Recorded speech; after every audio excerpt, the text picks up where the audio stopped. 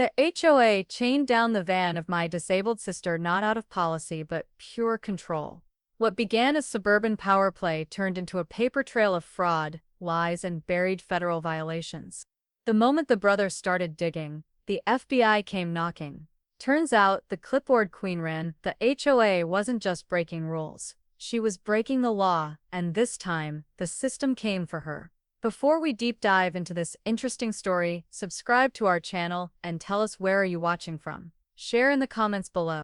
I still remember the way the sun hit the driveway the morning we brought Emily home. She was smiling, tired, but smiling. After almost a year in and out of hospitals, rehab centers, and cold, sterile clinics, she finally had a place that was hers. A place where no one would rush her, pity her, or ask her to move along. Just peace. That's all she wanted. My little sister had been a gymnast once. Vaults, beams, medals, until the accident. A crushed vertebra, months of surgeries, and a prognosis that didn't leave much hope. But Emily? She didn't just survive, she adapted. Her wheelchair became an extension of her strength. So when her lease in the city ended and her building refused to make accommodations, I didn't even think twice. I cleared out the lower level of my home, added ramps, widened doors, installed a therapy tub. Every screw I drilled felt like I was reclaiming some control from the universe. This was going to be her sanctuary. I live in a quiet cul-de-sac in a suburban HOA-run community. Small, neat lawns, hedges trimmed within HOA regulations, and a newsletter that takes itself too seriously. I never really paid much attention to the board. I just paid the dues and minded my business. But apparently that luxury expired the moment Emily's wheelchair rolled up the ramp I built beside the porch. The first letter came 2 days later. A formal-looking envelope slid into my mailbox with a return address from the High Ridge Meadows, HOA. Inside was a printed note, not even signed, stating that non-standard construction had been observed and required review. They were referring to the ramp, the one I poured myself, with ADA measurements, textured anti-slip surface, and railings. All permitted under state law. Then came the second letter, this one about vehicle visibility. Emily's therapy van, parked neatly in our own driveway, was supposedly oversized and visually disruptive. I called the number on the letter. It went to voicemail. No callback. The third note wasn't even mailed. It was taped to our mailbox. Mailbox, not HOA-approved color. Beige. Apparently ours was almond. The difference was laughable, unless you were looking for reasons to harass someone. I asked my neighbor, Greg, who'd lived here 15 years, if the HOA had always been this strict. He scratched his beard and said, only since Carol took over. Carol Brenner. HOA president, widow, retired school principal, and self-appointed defender of suburban order. I'd seen her once or twice, short hair, cardigan buttoned to the neck, clipboard always in hand. Her smile never quite reached her eyes. That weekend, she came by for a courtesy check. Didn't step past the walkway. Just stood there, arms crossed, eyes moving from the ramp to the van to Emily's potted plants. She didn't say hello. She just muttered, things have a way of changing when we let standards slide. I bit my tongue. Emily waved from the window, unaware of the tension tightening outside. She had started painting again, setting up canvases in the back sunroom. It was the first time in months I saw color on her hands, instead of IV bruises. The house finally felt warm, human, and apparently, that was a threat to someone like Carol. We were careful, kept things clean, followed the rules, at least the ones that made sense. But the letters didn't stop. Petty, nitpicky, obsessive. It was never about violations. It was about sending a message. She never even stepped out of line, but that was enough to trigger the HOA. I didn't know it yet, but Carol had made up her mind the moment she saw Emily's wheels hit that driveway. And I had no idea just how far she'd go to push her out, but I was about to find out. It was a Thursday morning, cloudy, quiet, the kind where everything feels like it's holding its breath. Emily had a 9:30 a.m. therapy appointment across town. She was already up, dressed, brushing her hair the way she did when she wanted to feel normal, even though she'd say that word like it tasted bitter. I stepped outside to warm up the van, mug in hand, and that's when I saw it. The wheels were bound, thick, industrial chains wrapped through the undercarriage and bolted to the base of the neighborhood stop sign. Not a boot, not a warning. Chains. Heavy, cold, and deliberate. A laminated paper was zip-tied to the driver's side mirror. Notice: unauthorized commercial vehicle, removal pending HOA board review. In small print below, violators subject to towing and daily fines. For a moment, I didn't move. My body couldn't catch up to my brain. Then I look up at the neighbors' windows. Some curtains moved. Watching. Of course they were. I rushed back inside, my voice too loud. "Emily, don't freak out, okay?" Which is exactly what someone says right before asking you not to freak out. She wheeled to the door, took one look, and her face collapsed. She didn't cry loudly, she just sat there, gripping the sides of her chair until her knuckles went white. "I'm supposed to be at Memorial in an hour," she whispered. "I have to walk on the bars today." I tried calling the number on the notice straight to voicemail. Then the HOA's website, useless. I called a tow company to come cut the chain. They refused. If it's HOA enforced, we can't touch it without written board approval. Even the police said it was a civil matter unless the vehicle was stolen or there was property damage. By 10:15, she'd missed her appointment, and the silence inside the house was unbearable. That afternoon, I marched into the HOA office at the end of the block. Little brick building beside the rec center. Air conditioner rattling, flag flapping, half-heartedly. I found Carol Brenner in her office behind a glass door, typing something furiously into a laptop that looked like it belonged in two. She didn't look up. "Mr. Navarro," she said flatly, "I assume this is about the van." I took a step closer. "You chained a disabled woman's vehicle to public property." Carol raised an eyebrow, like I was being dramatic. "It's not her vehicle, it's RUS under your name, and per our guidelines, commercial vehicles, including vans with logos or modifications, are not permitted overnight." "There are no logos. It's for her wheelchair lift." It's still oversized. And visually disruptive. That word again. Disruptive. Like her existence was a glitch in their system. "You've violated federal law," I snapped. "The ADA protects her right to accommodation." Carol leaned back in her chair, folding her arms. "We're just following community standards. You're welcome to appeal it to the board." The casual cruelty in her voice, it wasn't new. But this was different. This wasn't just a form letter, or a passive-aggressive note about plants.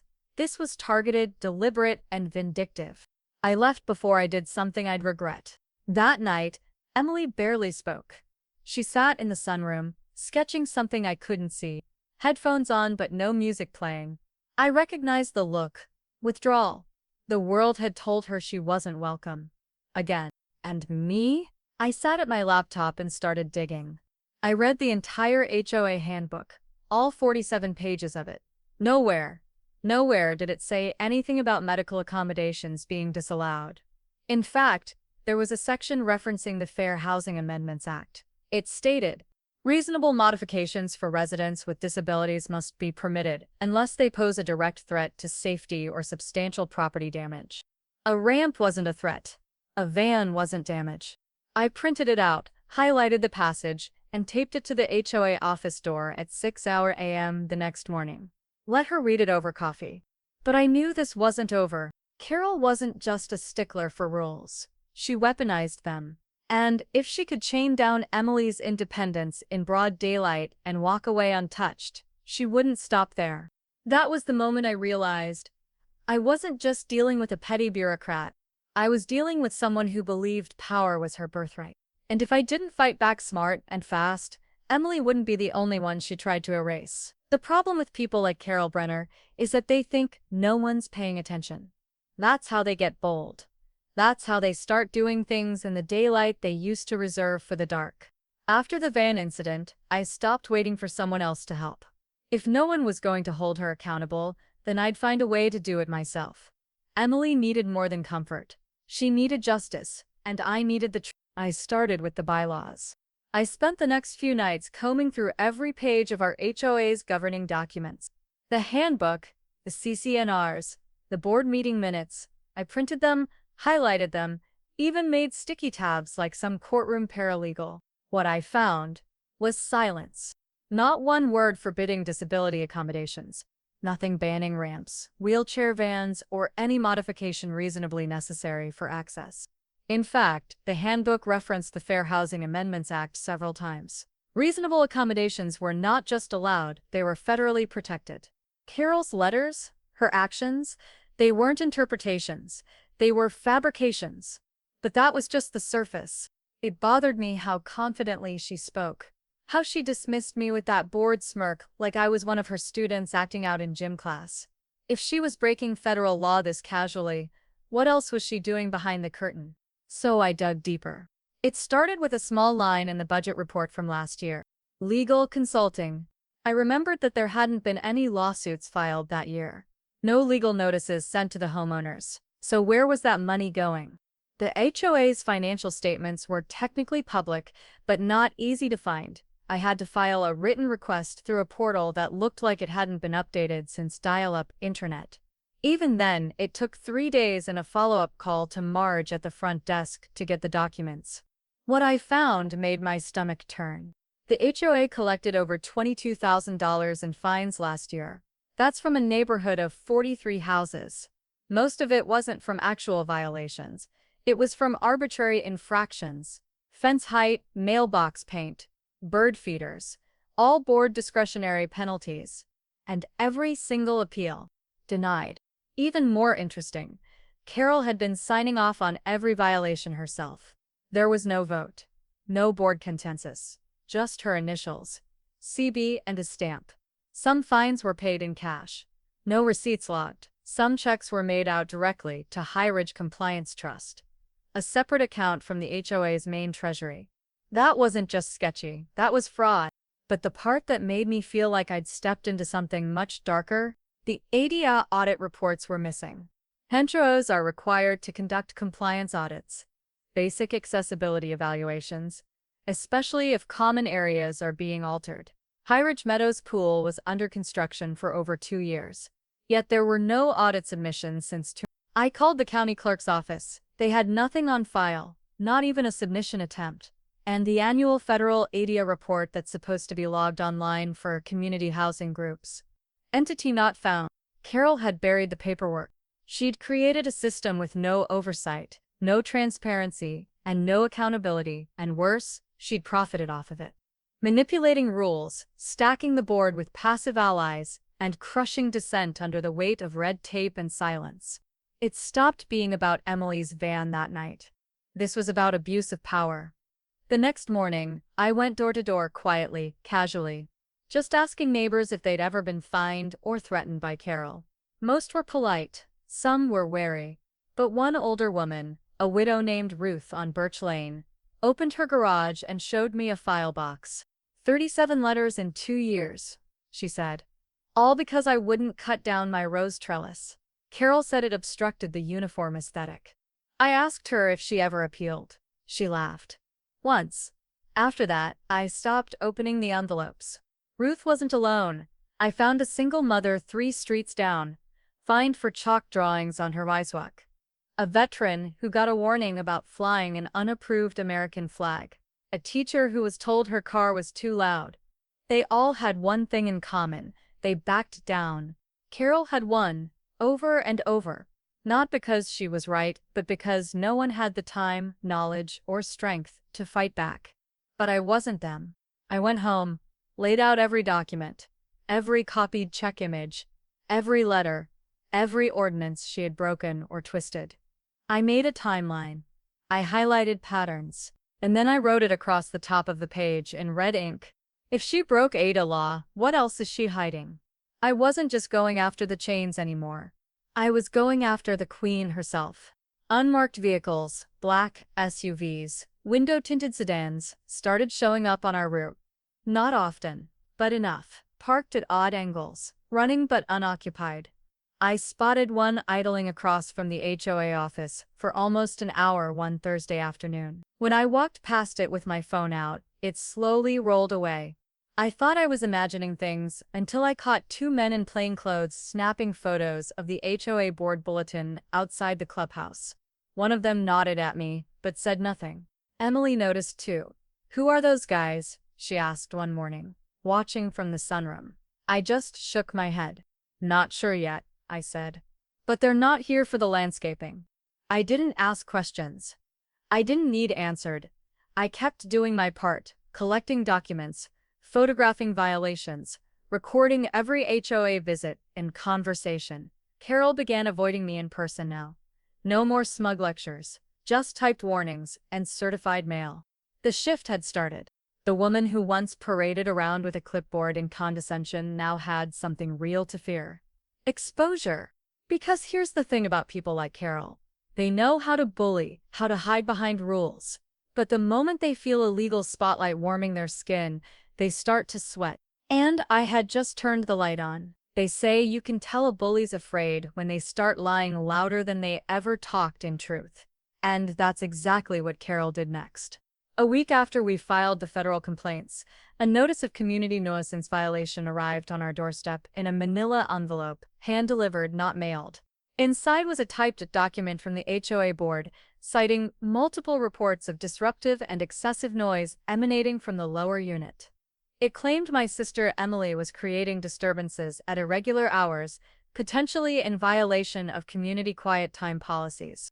Emily, who couldn't even walk, let alone host a party. Who spent most evenings painting in silence or listening music on noise-canceling headphones. I almost laughed. But Emily didn't. She sat at the table, reading the letter over and over like if she stared long enough, the words would vanish. They think I'm faking, she finally whispered. They're trying to erase me again. And just like that, the shame they'd carefully planted over weeks, through whispers and stares and notes, started to bloom inside her. That was their real weapon. Not fines. Not citations. Doubt. Isolation. Psychological erosion. I pulled the document from her hand and read every line. Buried near the bottom was the real threat. Continued disturbances may result in enforcement of Section 12(3), removal of tenants or occupants deemed public nuisance. Eviction. They were trying to evict a disabled woman from her own legally renovated apartment. On the basis of fabricated noise. I walked the neighborhood that afternoon, watched the way curtains twitched when I passed. A few neighbors waved, most didn't. One woman, a few doors down, Mrs. Lies, said quietly, as I passed, "We heard she's not really that sick." My husband said the HOA is investigating fraud. Fraud. They were spreading rumors that Emily was faking her disability. That her van, her wheelchair, her therapy appointments, they were all part of a scam. A pity play to get around the rules. I clenched my jaw so hard I felt my molars ache. Carol was brilliant in her own way. She didn't need to prove Emily was a problem. She just needed people to question whether she really belonged here. And in a neighborhood like this, doubt was as deadly as proof. But here's the thing about lies. They leave fingerprints. I installed motion-activated audio and video recorders around the exterior of our home. Every entrance, window, and the ramp. Inside, I set up time-stamped logs for Emily's activity. When she turned on her music. When she made a call, what she was doing. I even got her therapy center to write a letter confirming her medical condition and daily physical limitations. Then I requested to see the official HOA complaint logs. By law, once a formal violation is issued, the resident has a right to view the record. Carol tried to stall, but I submitted a written demand through Kellerman's office. 3 days later, the logs arrived in a stapled packet, half redacted and sloppily copied. It listed 4 complaints. None had dates, none had witness names. Just vague phrases like loud bass, late-night disturbance, and possible shouting. Emily doesn't even own speakers. And the only shouting anyone heard was probably me, ranting in the garage after getting another one of Carol's passive-aggressive notices. But I wasn't just angry anymore. I was methodical. I organized a binder, tabs labeled by date, incident, audio logs, HOA responses, and neighbor interactions. Every call, every letter, every walk-by threat disguised as casual concern. I printed decibel readings from the exterior mics showing ambient street noise never exceeded conversational levels. It was a war of paperwork now, and I was winning. Kellerman drafted a formal rebuttal. We sent it via certified mail with 87 pages of attached evidence. Included were ADA-protected occupancy verification, Witness statements from two neutral neighbors. Timestamps from home surveillance. A notarized affidavit from Emily's physical therapist. I also included a personal note at the end. If Miss Brenner continues to retaliate against my disabled sister under the guise of nuisance claims, we will pursue full damages under the Fair Housing Act and Americans with Disabilities Act, both civil and criminal. That wasn't a threat. It was a promise, and maybe Carol didn't think I had it in me. Maybe she still believed she was the smartest person in the room. But the truth was simple. She started a war on paper, and I had boxes. Emily, meanwhile, began to lift her head again. She started painting with the windows open, just to let the light in. She even laughed one night when a neighbor's dog barked nonstop and no one said a word. "They're scared of us now," she said, only half joking. Maybe they were. Or maybe they were waiting to see how deep this thing went. So was I. Because Carol wasn't done. And neither was I. It took 3 hours to upload everything. But when I hit submit, I felt something settle in my chest. Not peace, not yet, but a promise of accountability. 3 days later, it began. The first was a letter from HUD, sent directly to the HOA's P.O. box, with carbon copies to each registered board member. Notice of investigation, violation of federal accessibility and anti-discrimination statutes. The second came from the DOJ. A preliminary inquiry requesting all HOA meeting minutes, complaint logs, financial statements, and internal correspondence related to community compliance enforcement affecting medically documented residents. Carol didn't respond. Instead, the weekly HOA board meeting was suddenly canceled. No explanation, no rain date. The next week, it happened again. Neighbors began to whisper, "What's going on with Carol?" Emails from the HOA stopped. No newsletters, no warning slips, silence. It was like someone cut the power to the machine. I knew why. Because unlike me, Carol didn't have a binder full of truth. She had 3 years of questionable fines, forged board signatures, and missing compliance audits. And now, people in federal offices were reading every word. I started getting calls from homeowners I barely knew. "Hey, I got a fine last year for my wheelchair ramp. They said it wasn't up to spec." Carol cited me for excessive railing height and threatened lane action. My dad's oxygen machine made noise.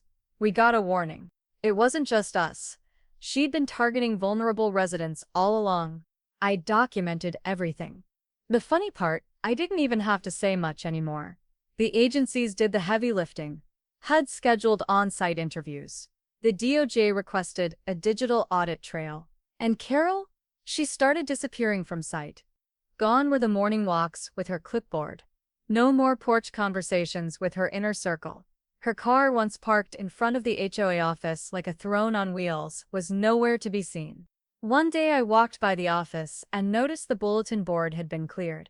No agendas, no minutes, just a sun-faded corkboard with a thumbtack barely hanging on. Carol had gone from queen to ghost in less than 2 weeks. "You see," I told Emily one night as we sat on the porch, "Carol didn't just cross a line, she broke federal law." Emily looked at me, her eyes steadier now, stronger. "Do you think they'll actually do something?" "They already are," I said. "They're just quiet about it." Because that's the thing about federal investigations, they don't bark. They don't threaten. They just move.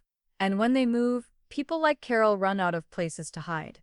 What she thought was just a petty personal power game had become a legal storm. And every document I submitted was another gust of wind pushing her toward collapse. For once, the system wasn't working for her. It was working for us. It was a Tuesday. Quiet, cool, the kind of morning where everything feels like it's catching its breath. I was on the porch sipping black coffee, reviewing HUD response timelines, when a man in a gray sport coat and low-profile sunglasses walked up the path. No clipboard, no HOA logo, no neighborly wave. He moved like someone who didn't need to announce himself. "Mr. Navarro?" he asked, voice even and calm. "Yes." He reached into his coat, pulled out a slim leather wallet, and flipped it open. "FBI. Agent Holloway," he said. "Mind if I have a word?" My pulse hitched, but I nodded. I motioned him to the porch chairs. He didn't sit, he scanned the neighborhood first. Slowly, like clockwork, and only then took a seat, folding his hands with deliberate ease. I'll get right to the point, he said. We've been monitoring Carol Brenner for 18 months. I blinked. Come again? He gave a slight smile, but it didn't touch his eyes. She's not just your local HOA president. She's the central figure in an ongoing investigation into financial misappropriation, elder exploitation, and wire fraud. Your recent ADA complaint, especially the documentation you provided, connected several dots we've been tracking for a while. I sat back, stunned. Holloway continued, calm as a surgeon. The patterns you uncovered, they match similar HOA abuse tactics in 3 other communities. 2 in-state, 1 out-of-state.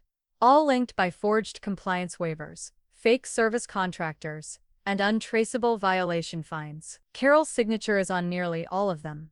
What about the money? She's been moving HOA funds through dummy accounts labeled as maintenance reserves. Our forensic team believes she siphoned close to $340,000 over 5 years. I exhaled sharply. Why now? I asked. He leaned forward, elbows on knees. Because of you. I stared. Your timeline, your audio logs, your scans of financial records. They weren't just thorough, they were admissible. Your submission gave us the final piece. Enough to execute a formal subpoena.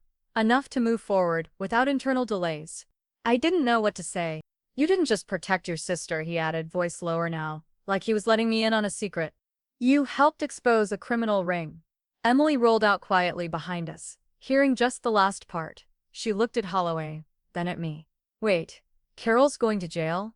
Holloway didn't answer directly, just stood up, straightened his coat, and handed me a card.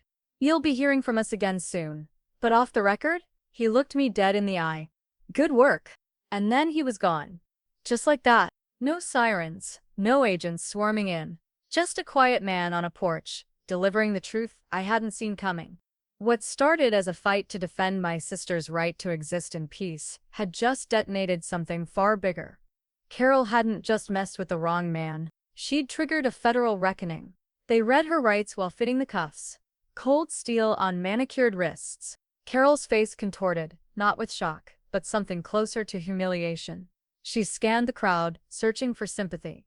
She found none. Somebody on the porch across from mine whispered, "She's the criminal." Another answered, "Guess that clipboard didn't make her untouchable after all."